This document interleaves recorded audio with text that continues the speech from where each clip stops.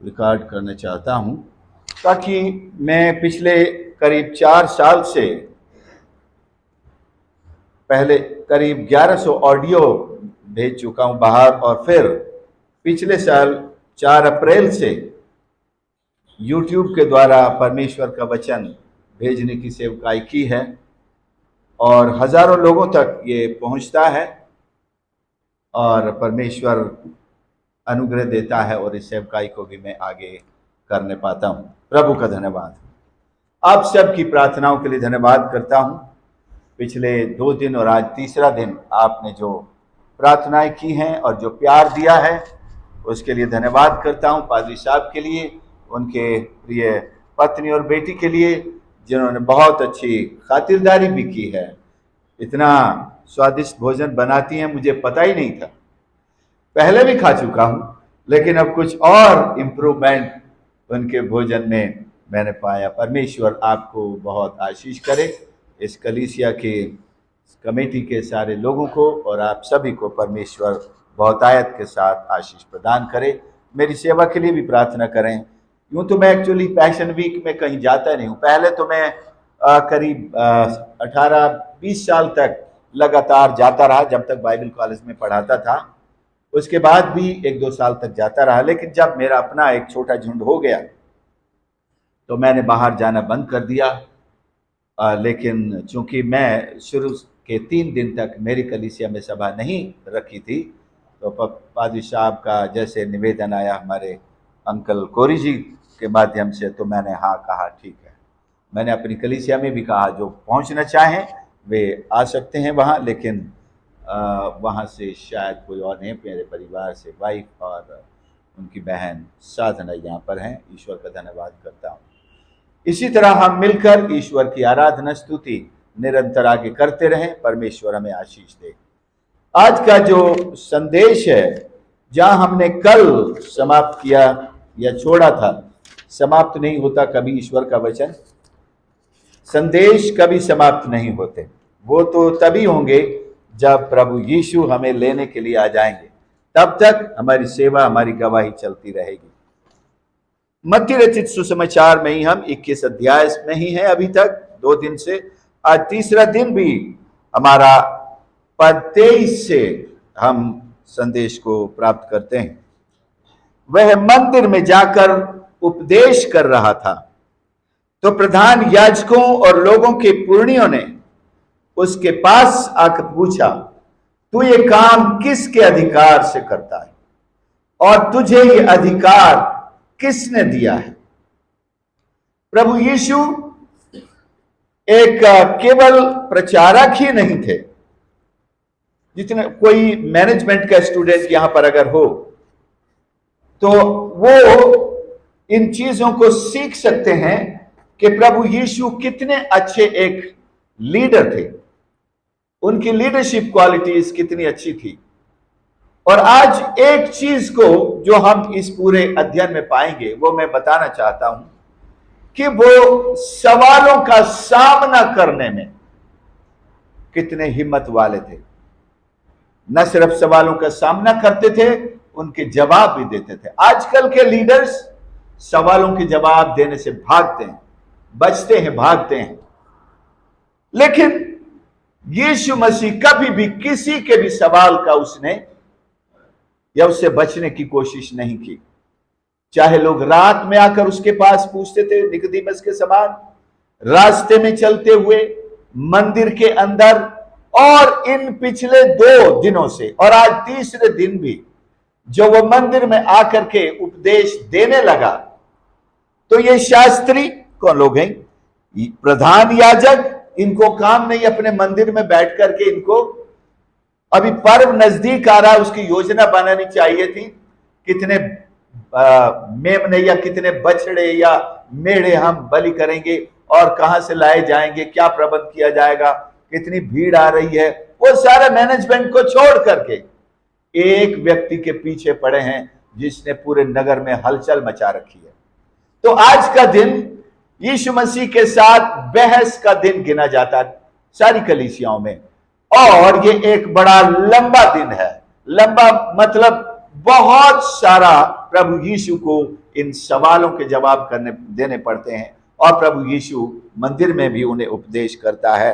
तो प्रधान याजक लोगों के पुण्य उसके पास आकर पूछते हैं, उनकी प्रॉब्लम है, तू ये किस अधिकार से करता है? लोग सोचते हैं कि भाई जैसे यहां हमारी बहन लीड कर रही थी, कलीसिया ने, पासबान ने या कमेटी ने उनको यह अधिकार दिया है कि वो आकर लीड करें। फिर पादरी साहब किसी को अधिकार देते हैं, और भी तुम गाना गाओगे। या और लोग होते हैं जो दूसरी सेवाएं करते हैं, तो चर्च की कमेटी उनको अधिकार देती है।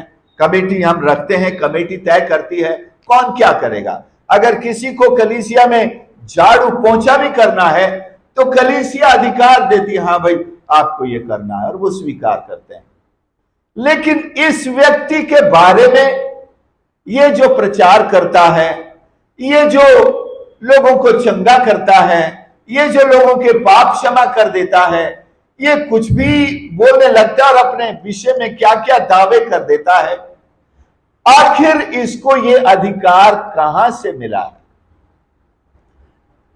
क्या उन्हें पता नहीं है? क्या उन्होंने धर्मशास्त्र नहीं पढ़ा है? धर्मशास्त्र तो पढ़ा है, लेकिन उन्होंने वो मिलान नहीं किया कि धर्मशास्त्र जिसके बारे में कहता है वो यही है। धर्मशास्त्र जिस आने वाले मसीह की भविष्यवाणी करता है, छुटकारा देने वाले की भविष्यवाणी करता है, इस्राएल को बचाने वाला जो है, जिसका वे प्रचार भी करते हैं, अब्राहम जिसका दिन देखना चाहता था, मूसा ने जिसके बारे में कहा था कि तुम्हारे बीच से परमेश्वर एक को खड़ा करेगा मेरे समान, तुम उसकी सुनना। ये सब जानते हुए भी उन्होंने उसको नहीं पहचाना कि ये वही है, और जलन से, डाह से, ईर्ष्या से भर गए। सबसे बड़ी प्रॉब्लम उनकी जलन थी कि हमसे बड़ा कोई कैसे हो सकता है। प्रधान तो वो है, हर जगह आप पढ़ेंगे प्रधान प्रधान प्रधान है। ये प्रधान याजकों का ये काम नहीं था कि किसी के भी पीछे चले जाएं और उनसे पूछें। वो पहले उनके पास दूसरी सेना भी होती थी, या प्यादे भी होते थे, या और लोग होते थे जो उनके पीछे लगा देते थे, उनको नाश करने के लिए, उनको रास्ते से हटाने के लिए, बदनाम करने के लिए। यीशु के साथ ये सब करने के बाद भी उन्होंने नहीं। अब हम आते हैं, चलो यीशु इस बात का भी जवाब देना चाहते हैं, तो उन्होंने कहा चलो मैं भी तुमसे एक सवाल पूछता हूं, यदि तुम मुझे बताओगे तो मैं भी तुम्हें बताऊंगा। ये बताओ कि यूहन्ना का बपतिस्मा कहां से था? स्वर्ग की ओर से या मनुष्यों की ओर से? अधिकार दो ही जगह से आते हैं, एक स्वर्ग से और दूसरा मनुष्यों से। अब ये अधिकार के बारे में पूछ रहे हैं, तो सॉरी, इस सवाल में यह जवाब भी है कि अधिकारों की उत्पत्ति दो जगह से होती है, एक स्वर्ग से और दूसरी मनुष्यों से। ये मनुष्य हैं जो लोगों को अधिकार देते हैं। कलीसिया में कुछ अधिकार यहां मनुष्य देते हैं, लेकिन मैं आज जिस अधिकार से ये सेवा कर रहा हूं, ये परमेश्वर की तरफ से है। आपने मुझे यहां बुलाया है, इनवाइट किया है, आपको भी परमेश्वर ने अगुवाई दी है, तभी आपने मुझे आमंत्रित किया। वो परमेश्वर का अधिकार आपने महसूस किया, जाना, और मैंने भी उसका आज्ञा पालन किया है। लेकिन कुछ दुनिया के काम हैं, दुनिया के मैनेजमेंट हैं, बातें हैं, जहां दुनिया अधिकार देती है। आप जहां नौकरी पर जाते हैं, आपके बॉस का अधिकार चलता है।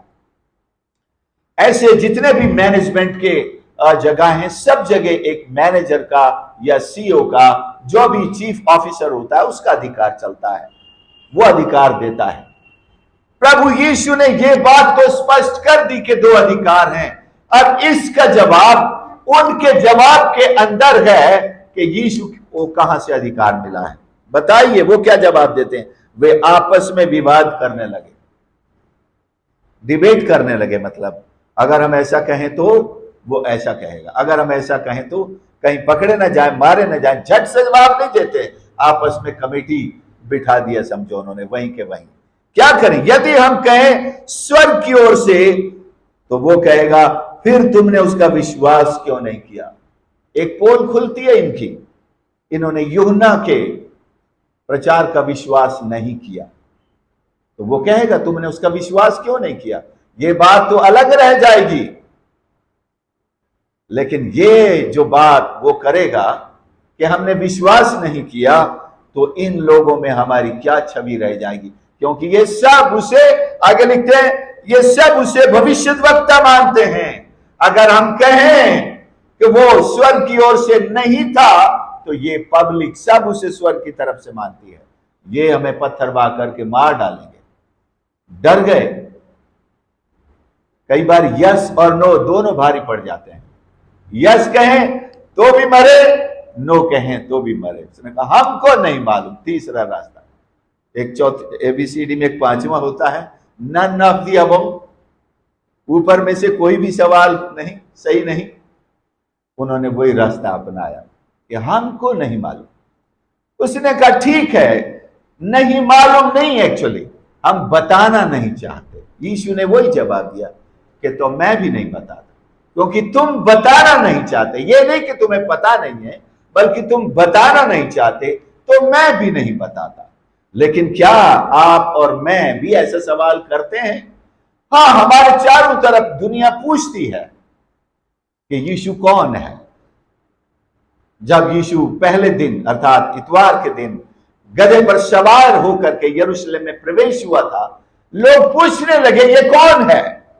वो 3.5 साल से पूरे देश में घूम घूम कर उसने प्रचार किया, अपने आप को प्रकट किया, चमत्कारों के द्वारा, चंगाई के द्वारा और वचन के द्वारा उसने प्रकट किया कि वो कौन है। लेकिन आज फिर भी एक भीड़ पूछ रही है, और पिछले 2000 सालों से दुनिया पूछ रही है यीशु कौन है। तो चलो, हमारे पास बहुत सारे ऐसे जवाब हैं। ये मैं पढ़ रहा था, मुझे यहां भी मिले हैं, पेज नंबर 152 आपकी गीत की किताब। यीशु मसीह के जो दावे यहां पर लिखे हैं 10,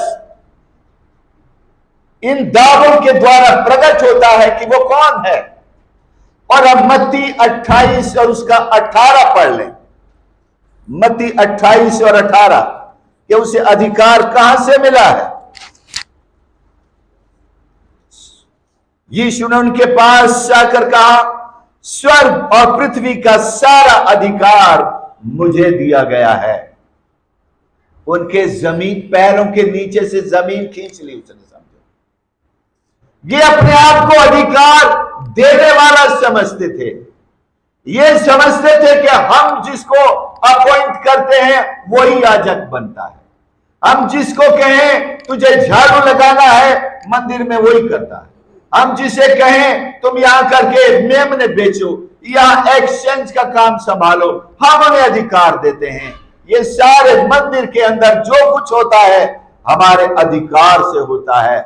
यीशु ने कहा स्वर्ग का तो है ही, पृथ्वी का अधिकार भी मुझे दिया गया है। शुक्र मनाओ कि मैंने इंटरफेयर नहीं किया। तुम जो कर रहे हो मैंने इंटरफेयर नहीं किया। लेकिन दूसरे दिन उसने इंटरफेयर किया। मंदिर को जिस दिन शुद्ध किया, इंटरफेयर किया, क्योंकि वो अधिकार यीशु का था। उस मंदिर में क्या होना चाहिए, इसका अधिकार यीशु के पास है। यहां प्रार्थना होनी चाहिए, और तुम क्या मंडी लगाकर बैठे हो, बाजार खोलकर बैठे हो, क्या क्या बेच रहे हो, क्या भाषाएं यहां उड़ रही हैं पूरे माहौल में, क्या क्या कहा जा रहा है। यहां तो स्तुति, आराधना, हालेलुया की आवाज आनी चाहिए थी। आज का जो भजन पढ़ा 118, उसमें लिखा है कि धर्मियों के तंबुओं से जय जयकार की ध्वनि आती है। और यहां से क्या ध्वनि आ रही है? यहां से बकरा, मेमना ले लो, मेमना ले लो, अच्छा वाला है, सही वाला ले लो, सस्ता वाला है, या यहां से पैसा एक्सचेंज करो। ये आवाजें आ रही हैं। ग्राहक पकड़ पकड़ के ला रहे हो, और मेमने को, मेरे को चलाकर दिखा रहे हो, देखो ये बिल्कुल सही है, ठीक है, इसके सारे अंग बिल्कुल दुरुस्त हैं, और इंस्पेक्टर ने इस पे सील भी लगा दी है, अभी इसे खरीदो और जाकर के बलि करो। ये आवाजें वहां से आ रही थी। हालांकि ये कोर्ट एक अलग आंगन था जो अन्य जातियों का आंगन कहलाता है, परम पवित्र में नहीं था। तो अभी पूरा मंदिर तो मंदिर है, एक है। अगर किसी भी कोने में इस कलीसिया में कुछ भी हो, ये सारा परमेश्वर का भवन है, बाहर भी परमेश्वर का भवन है। इसके आंगन में बाहर भी अगर कुछ ऐसा कार्य होता है जो परमेश्वर को नापसंद है, तो दाग तो इसी कलीसिया पर लगेगा, भवन पर लगेगा, हम में से हर एक पर लगेगा। प्रभु ने यह भी जता दिया कि इसका अधिकार जिस पर तुम कब्जा करके बैठे हो, ये इस पर भी मुझे अधिकार है और मुझे स्वर्ग से दिया गया है। कई बार कहा, अगर जैसे पिलातुस कहता मैं तुम्हें छोड़ भी सकता हूं, मैं तुम्हें मार भी सकता हूं, तू कुछ बोलता क्यों नहीं? उसने कहा, अगर तुझे ऊपर से न दिया जाता तो तेरा मुझ पर कोई अधिकार नहीं। यीशु पर हाथ डालने का अधिकार पिलातुस सोच रहा था मेरे बस में है, मैं जो चाहूं तेरे साथ कर सकता हूं। उसने कहा नहीं, तू अपनी मर्जी से मेरे साथ कुछ नहीं कर सकता, एक गाली नहीं दे सकता, थप्पड़ नहीं मार सकता, तुझे यह अधिकार ऊपर से दिया गया है और तेरे मन में जो है कर ले, जितनी नीचता कर सकता है कर ले, अधिकार तुझे दिया गया है। सो मैं कहना चाहता हूं, प्रभु यीशु ही अधिकार का सृजन करता है। सारे अधिकार पिता ने उसको दिए हैं, पवित्र आत्मा ने उसको दिए हैं और प्रभु यीशु स्वयं भी सर्वशक्तिमान क्रिएटर परमेश्वर है, तो वो भी अधिकारों का सृजन भी करता है। वो सेल्फ अधिकार जो देने वाला है वो सॉवरेन परमेश्वर है, स्वयं प्रभु परमेश्वर। उसको किसी से अधिकार लेने की आवश्यकता नहीं। लेकिन त्रिएक परमेश्वर आपस में कैसे मिलकर काम करते हैं, ये तू ये किस अधिकार से करता है। थोड़ा सा आगे बढ़ेंगे, दो पुत्रों का दृष्टांत, वहां पर ये भीड़ तो वहां से खिसक ली, हम देखते हैं कि वो वहां से चलते बने।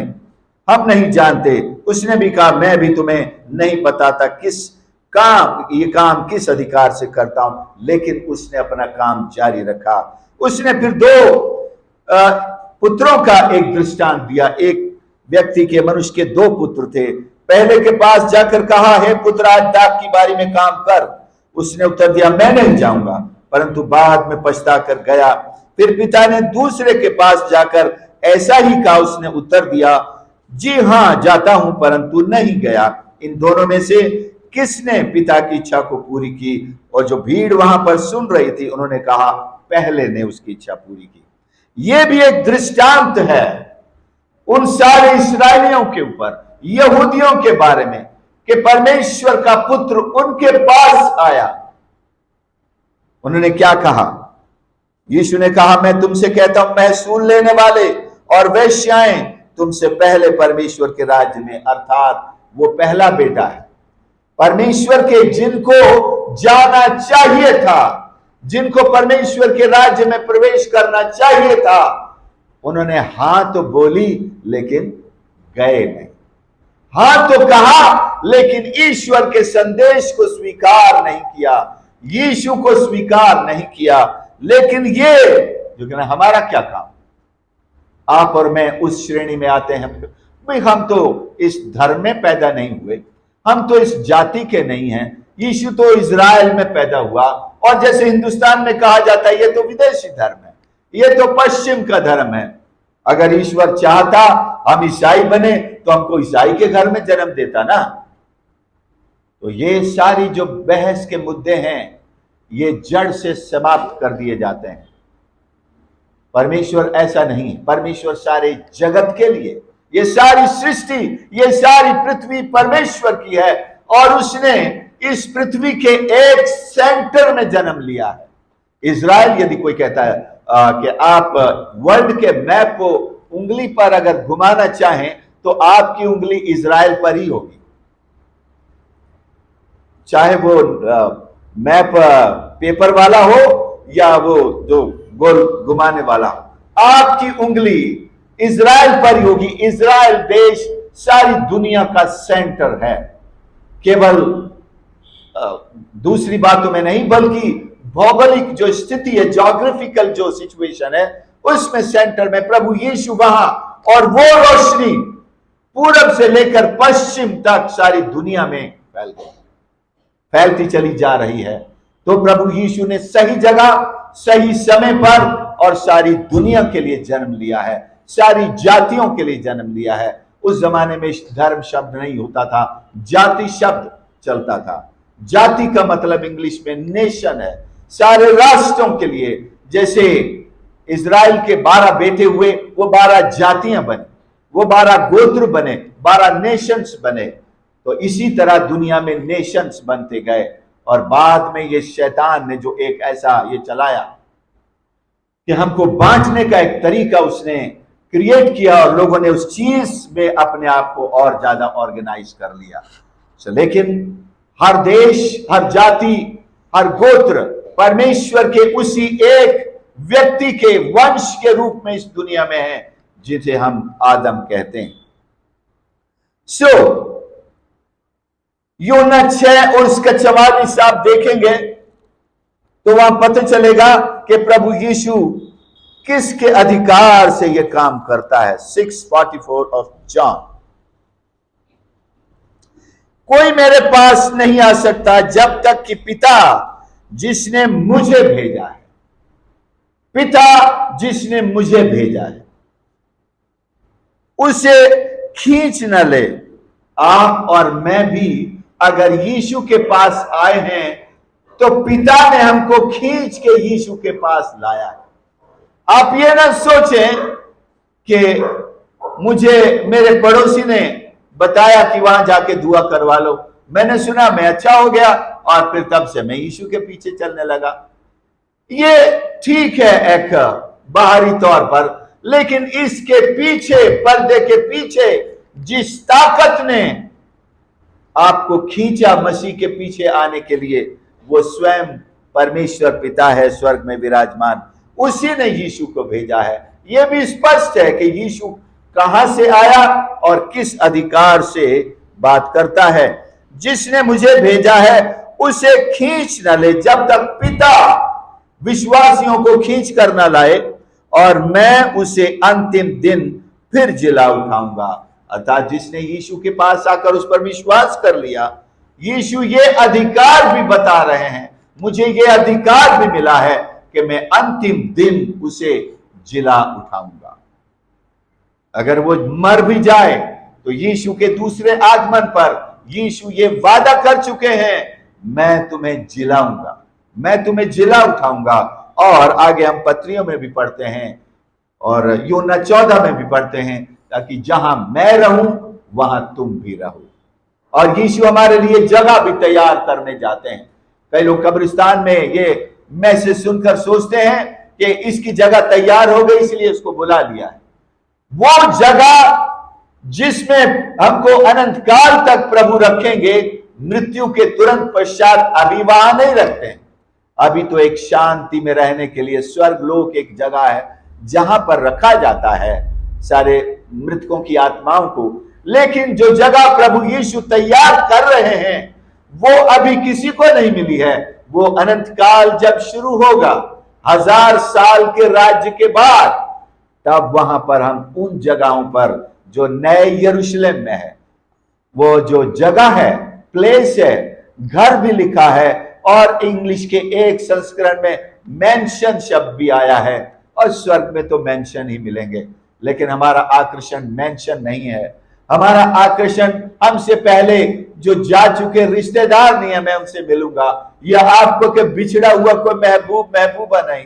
लेकिन जब आप स्वर्ग में कदम रखेंगे, ये सारी बातें भूल जाएंगे। हमारा जो सबसे बड़ा महबूब यीशु, उसकी इच्छा और लालसा उसको देखने की हमको खींच कर ले जाएगी, और आज भी हमें वही खींचती है। यहां आपको इस भवन में चंगा होने की इच्छा नहीं खींच के लाई है। इस भवन में आपको और कोई इच्छा नहीं खींच के लाई है कि पादरी साहब बुरा मान जाएंगे अगर मैं आज भी नहीं गया तो। आपको ईश्वर खींच के लाते हैं, पिता परमेश्वर खींच के लाता है। इस बात को हल्की बात न समझें। अगली बार जब आप कलीसिया आने के लिए तैयार हो और आपके सामने बहाना हो, मैं नहीं जाता, सुनो मेरा मन नहीं कर रहा, पत्नी से कहते अच्छा सोच तो मैं भी यही रही थी, ठीक है नहीं जाते। अपन सुना वो वहां पादी साहब बता रहे थे अच्छा एक ढाबा है उधर चलते हैं। पिता आपको खींच के ला रहा था, लेकिन बीच में शैतान ने, वो तो कोशिश करता ही है किसी न किसी तरह से हमारा ध्यान ईश्वर की संगति से खींच ले, बाहर ले जाए। क्योंकि ईश्वर की संगति में जाएंगे तो आप सामर्थ पाएंगे, आप परमेश्वर के स्वरूप में और 4 डिग्री बढ़ जाएंगे, परमेश्वर और आपसे प्रसन्न होगा, परमेश्वर का स्वभाव आप में और अधिक बढ़ेगा। वो ये बर्दाश्त नहीं कर सकता, ये उसके राज्य के लिए एक नुकसान वाली बात है। सो प्रियो, परमेश्वर हमको खींच करके लाता है, ये अधिकार भी यीशु के पास है। अगर उसको लोग क्रूस पर चढ़ा रहे हैं तो पिता परमेश्वर ने, परमेश्वर पवित्र आत्मा ने और स्वयं परमेश्वर प्रभु यीशु ने, जो पुत्र परमेश्वर है, उसने उनको दिया है, लो मैंने हाथ फैला लिए, लो।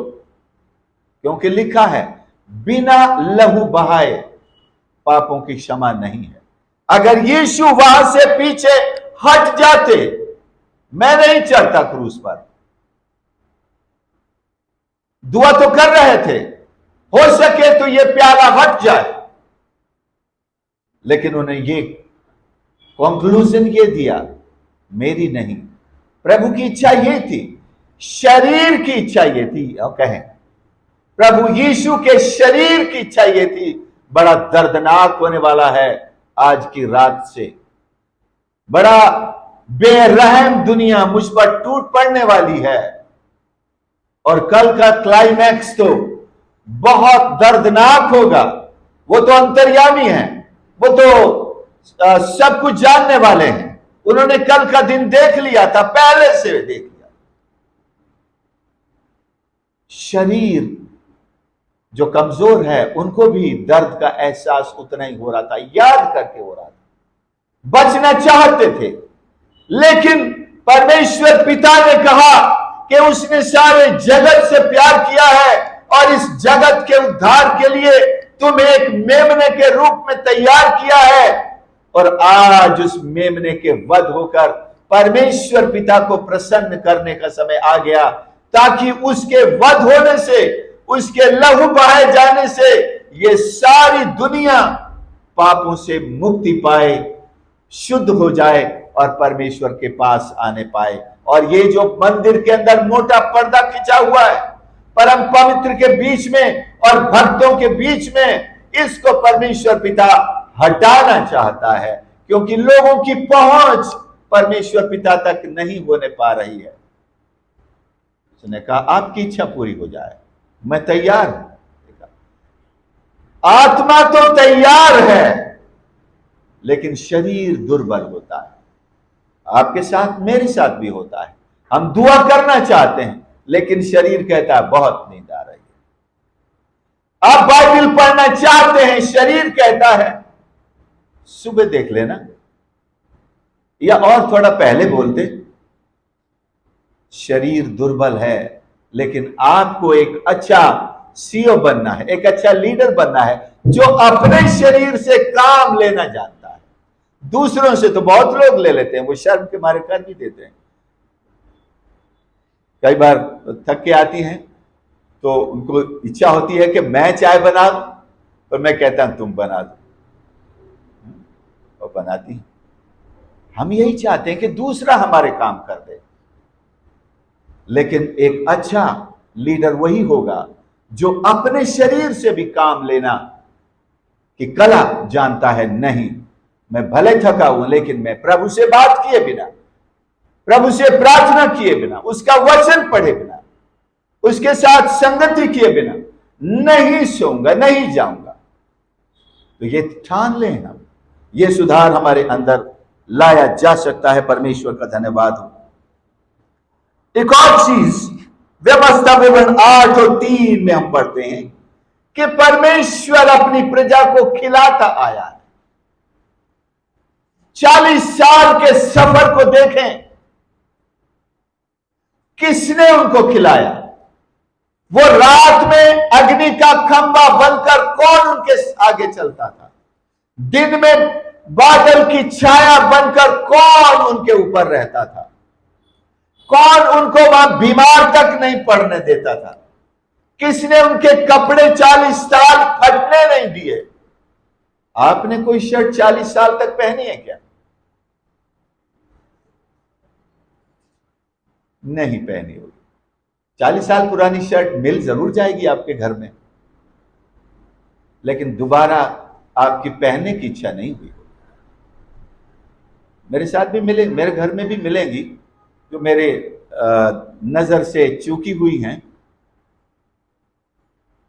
और मैं भी अक्सर दे देता हूं, नहीं तो जब जाता हूं कहीं बाहर तो वहां दे के आ जाता हूं। परमेश्वर ने एक ही कपड़े को, एक ही जूती को और उनके स्वास्थ्य को ऐसी आशीष दी, न कपड़े फटने पाए, न जूतियां फटने पाई, और न वो बीमार पड़ने पाए। परमेश्वर की उपस्थिति इन सारी चीजों को संभाल लेती थी। आप कलीसिया में आकर जिस तरह परमेश्वर की सामर्थ का स्पर्श पाते हैं, चंगाई पाते हैं, बल पाते हैं, तो समझो रात दिन परमेश्वर उनके बीच में रहता था। इसलिए कोई भी ऐसा वैसा काम करने से वो डरते थे, घबराते थे। जो हमारे ऊपर छाया किए हुए है बादल, उसमें परमेश्वर हमको देख रहा है। लेकिन सच ये भी है कि उनमें से बहुत से ईश्वर का डर नहीं भी मानते थे, नहीं भी मानते थे। बहुत से ऐसे काम कर देते थे जो परमेश्वर को फिर उनका न्याय करना पड़ जाता था। 60 पद से आगे आप आएंगे, ये यूहन्ना 6 है। अब मत्ती में लौट कर आएंगे 21 अध्याय, सॉरी, आज की घटनाओं के बारे में। यहां 2 पुत्रों के पश्चात दुष्ट किसानों का दृष्टांत है, जिसने एक दाख की बारी लगाई और कुंड खोदा, गुम्मट बनाया और किसानों को उसका ठेका देकर परदेश चला गया। लेकिन जब फसल का समय आया, उसने अपने दासों को उसका फल लेने के लिए किसानों के पास भेजा। फिर किसानों ने उसके दासों को पकड़ के किसी को पीटा और किसी को मार डाला और किसी पर पथराव किया। फिर उसने पहलों से अधिक और दासों को भेजा और उन्होंने उनसे भी वैसा ही किया। अंत में उसने अपने पुत्र को उनके पास ये सोचकर भेजा कि वे मेरे पुत्र का आदर करेंगे। परंतु किसानों ने पुत्र को देखकर आपस में कहा, ये तो वारिस है, आओ इसे मार डालें, इसकी मिरास हम ले लें। और फिर क्या होगा? ये यीशु के अधिकार को भी दिखाता है, उसकी सेवा को भी दिखाता है। और वो वहां उस दाख की बारी का मालिक है। दाख की बारी इस्राएल देश का प्रतीक है, और गृह स्वामी स्वयं पिता परमेश्वर है। और ये दास उसके भेजे हुए वो प्रचारक थे, वो नबी थे, जिन्होंने आकर इस्राएल को तौबा करने के लिए सिखाया। लेकिन उनकी बातें मानने के बजाय इन्होंने उन सारे दासों को पीटा और किसी किसी को तो मार भी डाला। यशाया के बारे में कहा जाता है, उसको आरे से चीर के 2 टुकड़े, 2 फाड़ कर डाला। और नए नियम में आ जाएं, शिष्यों के साथ क्या हुआ, प्रेरितों के साथ क्या हुआ? हमारे ही देश में आए प्रभु यीशु के 12 में से एक शिष्य थॉमस के साथ क्या हुआ? वो भाला उसको मारकर मार डाला गया। जितने परमेश्वर के द्वारा दास भेजे गए, सबके साथ इज़राइल ने भी बदसलूकी की और दुनिया के दूसरे लोगों ने भी बदसलूकी की, मारा, पीटा और जान से भी मार डाला। अंत में उसने सोचा कि मैं अपने पुत्र को भेजता हूं। यह कहानी एक संसार की है। सांसारिक पिता ऐसा सोच सकता है, गृह स्वामी सोच सकता है, मेरा बेटा जाएगा तो वो जरूर डर जाएंगे, अरे ये तो मालिक का है, ये छोटे मालिक आए हैं, साहब आए हैं, अब तो अपन वैसा कुछ नहीं कर सकते। लेकिन ये जो खेत अपने कब्जे में करने की इच्छा से सब बैठे हुए थे, इन्होंने कहा आओ अब मौका चाहे, इसको मार डालें, ये दाग की बारी अपनी। तो क्या ये प्रधान याजकों पर कटाक्ष, ये इजरायलियों के लीडर्स के ऊपर कटाक्ष था। ये उनकी तस्वीर प्रभु यीशु मानो एक पिक्चर बनाकर रील दिखा रहे थे, ये तुम हो। उनको समझ में आ गया ये हमारे लिए कह रहा है। उन्होंने उसको पकड़ा और दाग की बारी से बाहर ले जाकर मार डाला। इस्राएल नगर से, मतलब यरूशलेम नगर से क्रूस उसके कांधे पर लगवाकर उसे बाहर ले गए पहाड़ी पर, वहां उसे क्रूस पर चढ़ाकर मार डाला। सोचा अब तो ये सब कुछ हमारा है, ये इस्राएल देश हमारा है, ये मंदिर हमारा है, ये बाजार हमारा है, ये सारे सौदेबाजी अब हम करेंगे। और उसको तो हमने खरीद लिया, मालिक गृह स्वामी के पुत्र को 30 चांदी के टुकड़ों में खरीद लिया। अच्छा, कितना बड़ा एक हंसी की बात है कि हम परमेश्वर को खरीदने चले। हमारे बाजारों में भी बहुत ईश्वर बिकते हैं, लोग खरीद के लाते हैं और फिर कहते हैं ये वाला काम नहीं कर रहा है। अगर कोई चांदी का बनवा लें तो शायद काम करे, तो लोग वहां भागते हैं जहां चांदी के, सोने के ईश्वर बने हुए हैं, शायद वो सुन लेते हैं। न मिट्टी का सुनेगा, न चांदी का सुनेगा, न लकड़ी का, न पेपर का। जो सुनने वाला है वो सामने खड़ा है, वो बुला रहा है। गीत गाते हैं यीशु तुम्हें बुला रहा है। वो किसी चांदी के तस्वीर में नहीं है, पेपर की तस्वीर में नहीं है, वो तो एक आत्मा है जो हमारे पास खड़ा है, हमारे हृदय के अंदर आना चाहता है, हमारे दिल के द्वार पर खड़ा हुआ खटखटाता है। वो दरवाजा तोड़कर नहीं घुसना चाहता है, पहली बार तो आपको खोलना ही होगा और फिर उसके लिए खुला रखना होगा। और वो भीतर आकर के हमारे साथ भोजन करेगा। आज शाम प्रभु आपके साथ भोजन कर रहा है। इतना स्वादिष्ट भोजन है, ईश्वर के वचन से बढ़कर दुनिया में और कोई स्वादिष्ट भोजन नहीं है। इसलिए तो प्रभु ने अपने शिष्यों से कहा मैं तो भोजन कर चुका। वो खरीद के लाए थे, लीजिए गुरु खाना खा लो। आप एक स्त्री से क्या बात कर रहे, खाना खा ले, मैं खा चुका।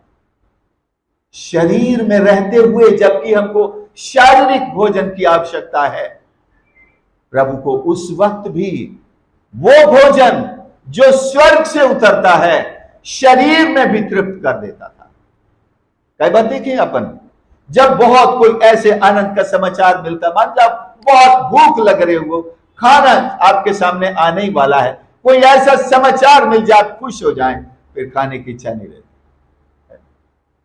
परमेश्वर की संगति में आने वाले को ऐसा ही लगता है। और जब आप यहां से जाएंगे चर्च में से घर, तब लगेगा बहुत भूख लगी है, कुछ बना के जल्दी से कुछ बनाओ।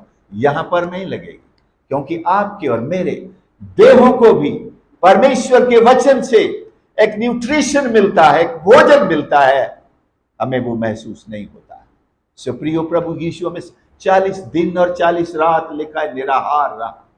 बहुत से लोगों ने कोशिश की 40 दिन हम भी बिना खाए पिए रहेंगे, नहीं हो सकता। 3 दिन भारी पड़ जाते हैं। 3 दिन तक कुछ लोगों ने कोशिश की, सक्सेसफुल हुए।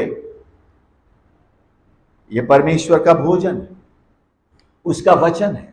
न सिर्फ हमारी आत्माओं को, हमारी देहों को अगर वो चंगा कर सकता है, अगर वो नया अंग क्रिएट कर सकता है, जैसे एक सूखे हाथ वाला, जैसे एक कुबड़ी बहन, और भी जैसे मरा हुआ लाजर पूरी तरह सड़ा हुआ, अगर उनको एक नया जीवन दे सकता है, नया सृजन कर सकता है, तो हमें वो संतोष, वो खुशी, वो शांति, वो आनंद और वो चंगाई अपने वचन के द्वारा हमारे शरीर में डाल सकता है, दे सकता है।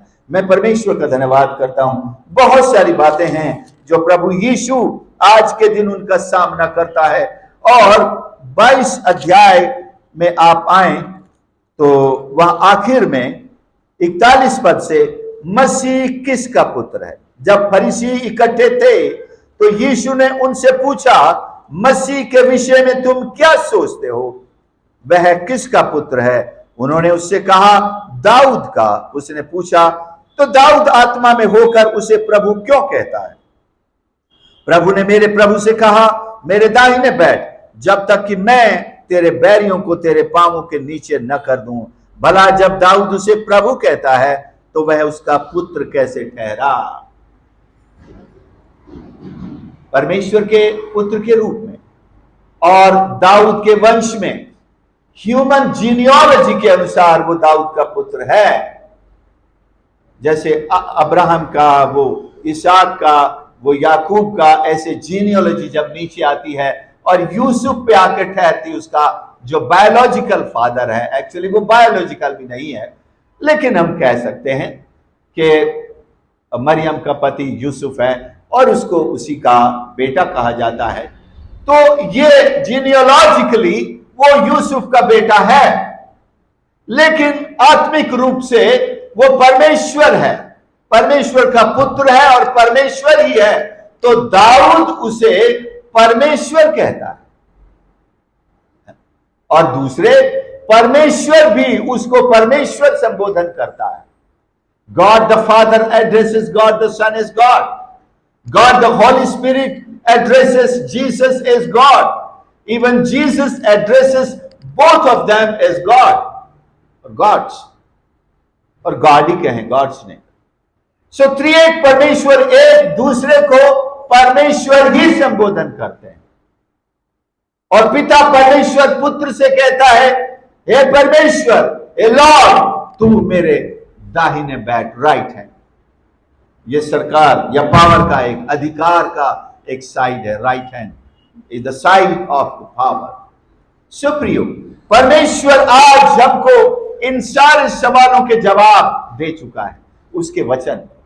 क्या किसी को आज भी यीशु के बारे में यह पूछने की जरूरत है, यीशु कौन है? मैंने जो आपको इस गीत की किताब से बात बताया था, जगत की ज्योति, आपको कोई नींद से उठाकर हिला करके पूछे यीशु कौन है, तुम क्या कहते हो? यूहन्ना 8:12 और 9:5, यीशु जगत की ज्योति है। और यूहन्ना 6 उसका 35 में लिखा, यीशु जीवन की रोटी है। यूहन्ना 10:17 में लिखा, भेड़ों का द्वार है।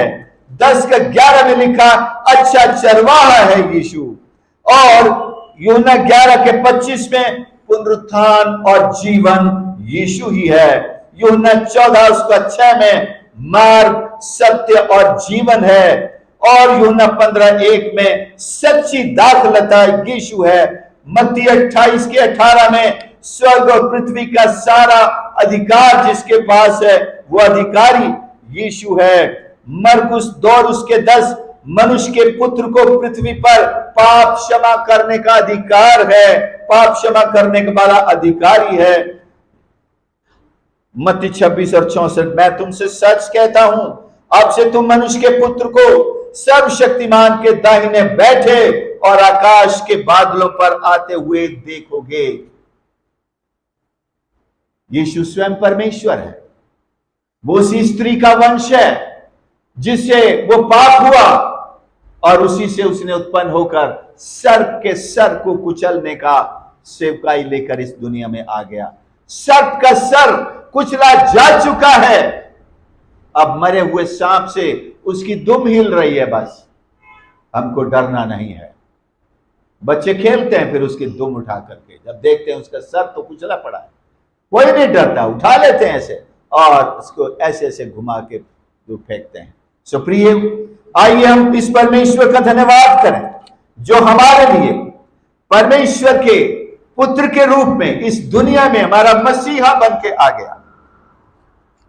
क्या सवाल है। अय्यूब भी एक जगह जवाब देता है, मैं तो केवल वही जो नहीं जानता था वो मैंने कहा। जिसका उसको ज्ञान नहीं था वो अय्यूब ने कहा, लेकिन आज अब हम ये नहीं कह सकते मुझे ज्ञान नहीं था, क्योंकि हमने उन सामरियों के समान, जिसने सामरी स्त्री से कहा अब हम तेरे कहने से नहीं, हमने खुद उसको देख लिया है। कई बार होता है ना कि हम प्रचारक लोग चाहते हैं हर समय आप ये कहते रहें आप इस चर्च में, आपको मैं लेके आया था, आपको सुसमाचार मैंने सुनाया था ना, बपतिस्मा मैंने दिया था ना, मेरे हाथ रखने से आपको चंगाई मिली थी ना। हम ये मैं करते रहते हैं, लेकिन सामरियों ने उस स्त्री को मना कर दिया। अब हमने खुद उससे मुलाकात कर ली है, हमने जान लिया है, उससे निवेदन किया हमारे साथ थोड़ा और रहिए। यीशु और वहां रुके, उनको सिखाया, सब सामरियों ने उद्धार पाया। प्रभु आपके घर आ चुका है। अब आपको बार बार किसी मनुष्य के पीछे भाग करके उसकी मदद लेने की आवश्यकता नहीं। यीशु परमेश्वर और पवित्र आत्मा आपके सहायता करना चाहता है कि हम नहीं जानते किस रीति से प्रार्थना करना चाहिए। यीशु प्रार्थना सिखाने के लिए तैयार है। जैसे कल मैंने कहा, उसने कहा जब तुम प्रार्थना करो अपनी कोठरी में जाओ और द्वार बंद कर और कहे, प्रार्थना करना शुरू कर दो। परमेश्वर कहे, हे हमारे पिता तू जो स्वर्ग में है, तेरा नाम पवित्र माना जाए, तेरा राज्य आए, तेरी इच्छा जैसे स्वर्ग में पूरी होती है वैसे इस पृथ्वी पर भी। हमारी आज की रोटी आज हमें दे, और जैसे हमने अपने अपराधियों को क्षमा किया है तू भी हमारे अपराधों को, पापों को क्षमा कर, और हमें परीक्षा में न ला परंतु बुराई से बचा, क्योंकि राज, पराक्रम और महिमा सदा तेरे ही। लेकिन इसका यह मतलब नहीं सिखाया कि हम इसी को रोज तोते की तरह रट करके सो जाएं। आओ प्रार्थना करें, सारा परिवार मिलकर एक रटा लगाएं और फिर सो जाएं। इस प्रार्थना में जो सीक्रेट सिखाए गए हैं उनके साथ चलें। हे पिता, आप पिता के सामने हैं, पिता से बात कर रहे हैं, और जो स्वर्ग में है, इस तरह से उसमें सिखाया गया है। कुछ लोग कहते हैं कि भाई जैसे पेंटिकोस्टल चर्च में ये नहीं दोहराया जाता है, लेकिन बाकी मेन लाइन चर्चेस, मैं तो इसको इस्तेमाल करता हूं इस प्रार्थना को। लेकिन इसका मतलब यह होना चाहिए कि इसमें सिखाई गई जो बातें हैं हम उनको विस्तार से अपने जीवन में लें और प्रभु के सामने रखें। और उन चीजों को, क्या मैंने सच में अपराधियों को क्षमा किया है? आपको तो पता भी नहीं होगा आज आपने किसके खिलाफ किया है, कौन आपका अपराधी है, कौन आपका दुश्मन है, किसको मुझे क्षमा करना है। न्यूयॉर्क में जब मैं पहली बार गया कि इवेंजलिस्ट को बोझ हुआ मेरे लिए दुआ करने के, जब दुआ कर रही थी वो एक बहन थी, तो उसने कहा कि प्रभु मुझे बता रहा है कि तुम अपने दुश्मनों के नाम लिखो, दोस्तों के भी नाम लिखो, घर वालों के भी नाम लिखो। मुझे एक पेपर दिया, बोले सबके नाम लिखो। मैंने लिख दिया, पेपर कम पड़ गया, 4 पेपर लगे, मैंने सबके नाम लिखे। मैंने कहा होगी छुट्टी से, बोला नहीं, अब एक एक करके माफ करो इनको, इन्होंने जो कुछ भी किया होगा तुमको चाहे पता हो या नहीं हो, इनको माफ करो और इन एक एक के लिए ब्लेसिंग की दुआ करो। रात 12 बजे बैठे, सुबह 5 बज गए। वो सबसे बड़ा काम था, लेकिन मैंने जाना, महसूस किया एक ऐसी सामर्थ परमेश्वर ने, एक अभिषेक मुझे उसके बाद जो दिया। सुप्रियो, प्रभु यीशु इस सच्चाई को जानते हैं। यदि आपके मन में आपके भाई के लिए कुछ है और आप चर्च में चले आए, आराधना भी करें और लीड भी कर रहे हैं, बाइबल भी पढ़ रहे हैं, किसी ने बोला आप दुआ करेंगे, दुआ भी करके आराम से बड़े खुश होकर घर चले गए, और भाई नाराज बैठा हुआ है, तो सारा बेकार चला गया, पानी में बह गया। चर्च में तो बड़ी तारीफ हुई होगी आपकी, नॉट ए प्रॉब्लम, चर्च वालों ने तो सर्टिफिकेट भी दे दिया होगा, घर में जाके टांग भी दिया, सबसे अच्छा लीडर तो ये है। लेकिन अगर भाई के प्रति, भाई वो कोई भी हो, केवल ब्लड रिलेशन वाला नहीं, हमारी जाति भाई और हमारे विश्वासी भाई, बाहर वाला भी अगर कोई अविश्वासी भी हो, तो हमें अपने आप को इस तरह तैयार करके जब प्रभु के सम्मुख हम जाएंगे, हम आशीषें और अधिक पाने के अधिकारी बन सकेंगे। आइए हम प्रार्थना करें। हमारा परमेश्वर, हमारा प्रभु हमें आशीषों में बढ़ाना चाहता है। हमारा परमेश्वर हमारे आत्मिक जीवन को, पवित्रता को उसकी सामर्थ्य में, पवित्र आत्मा के अभिषेक में बढ़ाना चाहता है। पवित्र आत्मा के दानों में, वरदानों में, परमेश्वर के अभिषेक में बढ़ाना चाहता है। परमेश्वर हमको अपनी सेवा में सामर्थ के साथ इस्तेमाल करना चाहता है। हमारी गवाही को प्रभावशाली बनाना चाहता है। वचन सिखाने के कार्य में वो और प्रभाव डालना चाहता है। क्या हम प्रभु यीशु को इस तरह हमारे जीवन में, हमारी कलीसिया और हमारे परिवार में काम करने का अधिकार देंगे? उसको अधिकार है हमारे ऊपर, लेकिन हमने रोक रखा है। इन प्रधान याजकों ने प्रभु यीशु के अधिकार को रोक रखा था कि तुम प्रचार नहीं कर सकते, तुम किसी के पाप क्षमा नहीं कर सकते, तुम किसी को चंगाई नहीं दे सकते, और सब्त के दिन तो बिल्कुल चंगा नहीं कर सकते। उन्होंने ईश्वर के अधिकार को अपने हाथ में लेकर वो कार्य किया जो उचित नहीं था। क्या हम तो कहीं ऐसा नहीं कर रहे? हम परमेश्वर को अनुमति दें, वो हमारे जीवन में पूरा पूरा काम करे, हमारे परिवार में पूरा काम करे, बच्चों की जिंदगियों में पूरा काम करे, हमारे समाज में पूरा काम करे, और परमेश्वर की इच्छा हम सब के जीवन में पूरी होने पाए। Let the will of God B fulfilled in our lives, in the lives of our people, in the lives of the people of his house. कलीसिया में पूरी हो, उसके लोगों में पूरी हो। सो प्रियो, अपना जीवन उसके चरणों पर, उसकी वेदी पर समर्पित कर दो। आइए, समय है, यदि आप सच में अपने आप को यीशु के अधिकार के लिए रिलीज करते हैं कि आज से प्रभु आप ही का अधिकार मुझ पर चलेगा, आप जो कहेंगे, जैसे यीशु ने अपने आप को परमेश्वर पिता के अधीन कर दिया, अधिकार में दे दिया, मेरी नहीं तेरी इच्छा पूरी हो। बहुत सारे हमारी आशीषें इसीलिए रुकी हुई हैं क्योंकि हम अपनी इच्छा पूरी करना चाहते हैं। हमने एक पैमाना बनाया हुआ है, हमने वो 10 चीजें लिख के रखी हैं, अगर ये नहीं होगा तो मैं ये काम नहीं करूंगा, मैं ये एक्सेप्ट नहीं करूंगा। लेकिन आइए प्रभु के हाथ में सौंपते हैं। Let's yield ourselves into the hands of God for his authority. उसके अधिकार के लिए अपने आप को समर्पित कर दें। कौन आज ऐसा करना चाहेगा? कई बार हमारी चंगाई भी इसीलिए रुकी रहती है, हमारा परिवर्तन भी इसीलिए रुका रहता है, हमारे घर पर आशीषों की अपरंपार बारिश भी इसीलिए रुकी रहती है कि सारे अधिकार हमने अपने हाथ में ले रखे हैं। आइए प्रभु को लौटा दें। That which does not belong to me, let me give it back to my Lord, my Savior. जो अधिकार मेरा नहीं है, मैं अपने प्रभु के हाथ में सौंप दूं।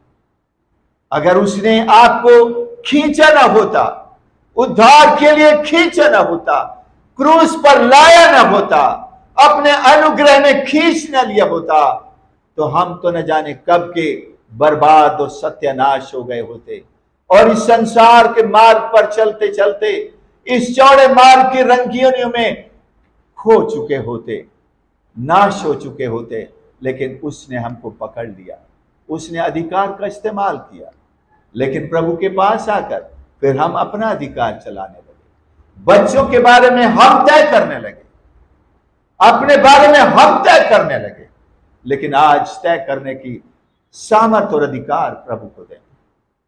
कौन ऐसा चाहता है वह अपने स्थान पर खड़ा हो जाए, खड़ी हो जाए, जिससे पहले कि मैं प्रार्थना करूं। Thank you God Jesus, hallelujah.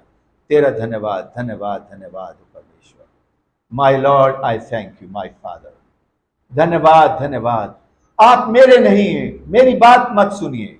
आपको लगता है प्रभु यीशु आपसे बात कर रहा है, जो कि मैं विश्वास करता हूं वही कर रहा है, वही खींच रहा है, तो आप खींचे चले आइए। परमेश्वर आपको कुछ और बनाना चाहता है। हो सकता है हम कई साल पीछे रह गए हैं, ये काम हमें बहुत पहले कर देना चाहिए, ताकि आज तक परमेश्वर हमारे जीवन को इस्तेमाल करके पता नहीं कितनी उपलब्धियां, कितनी आशीषें, कितने काम हासिल कर चुका होता। देर आए दुरुस्त आए। आज से प्रभु मैं अपने आप को आपके चरणों पर समर्पित करता हूं। मैं पहचान गया हूं आपको स्वर्ग और पृथ्वी का सारा अधिकार दिया गया है। मुझ पर आपका अधिकार, मेरे बच्चों पर आपको अधिकार है, मेरी कलीसिया पर आपको अधिकार है, मेरे पासबान पर भी आपको अधिकार है। परमेश्वर, आज से आपकी इच्छा हमारे जीवन में पूरी हो जाए, आपकी मर्जी पूरी हो जाए। प्रभु जी, प्यारे प्रभु मेरे परमेश्वर, मैं आपकी कलीसिया को आज आपकी वेदी पर समर्पित करता हूं, जो आपके चरणों पर खड़े हुए हैं। आपने ही उन्हें खड़ा किया है परमेश्वर, आप ही उनको समर्पित होता हुआ चाहते हैं। उन्होंने समर्पण किया है। अपना हाथ बढ़ाकर एक एक को स्पर्श कर ले, छू ले परमेश्वर। हालेलुया। और तेरी सामर्थ एक एक के अंदर बहा दे, आपका अभिषेक उतार दे परमेश्वर।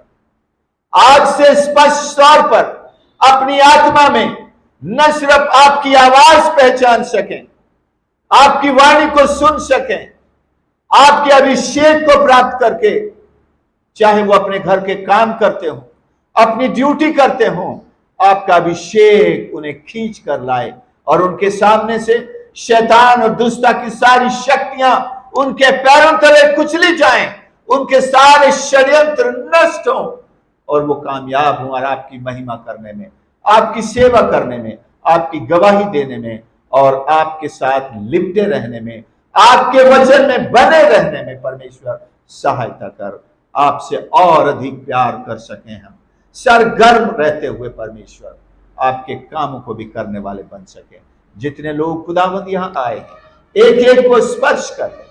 यदि आज शाम कोई बीमार, दुर्बल, कमजोर या परेशान हालत में आए हैं, प्रभु आपकी सामर्थ जो इस वक्त यहां कार्य कर रही है, उन्हें छू ले प्रभु जी। Touch them and heal them completely right now from the crown of their heads to the soles of their feet. उनके सर से लेकर पांवों के तलवों तक परमेश्वर तेरी सामर्थ को बहा दे, उस अग्नि को बहा दे परमेश्वर। वे महसूस करने पाए एक आग उनके शरीर में उतरी है। सारी बीमारी, शैतान के सारे कब्जे और बंधन उनके जीवन से नष्ट कर दिए जाएं परमेश्वर। Bless them, Lord. Use them as your witnesses into this world. अपने गवाह के रूप में इस्तेमाल कर प्रभु। सबको आशीष कर, तेरे दास उनके घराने को आशीष कर। शेष सप्ताह भर प्रभु आपकी उपस्थिति इसी तरह हमारे बीच बनी रहे। हर एक को स्पर्श करना परमेश्वर और तेरी सेवा के लिए हम सबको इस्तेमाल करना परमेश्वर। धन्यवाद करते हैं अन्य कलीसियाओं में भी जो सभाएं इस वक्त चल रही हैं, वहां भी आपका पवित्र आत्मा कार्य करे परमेश्वर, आपकी सामर्थ कार्य करे। हम मैकेनिकल तौर पर आने और जाने वाले नहीं, बल्कि आपकी संतान के रूप में आकर आपकी संगति उपस्थिति में जय जयकार करने वाले, आपकी महिमा करने वाले, आपके नाम को ऊंचा करने वाले और उस अग्नि के गवाह बन सके परमेश्वर, जो सारे संसार को दिखाई दे सके। हम सबको आशीष कर। धन्यवाद के साथ ये प्रार्थना अपने उद्धारकर्ता प्रभु यीशु के नाम से मांगते हैं, आमीन आमीन। प्रभु आप सबको आशीष करे। आप बैठ सकते हैं। आगे की आराधना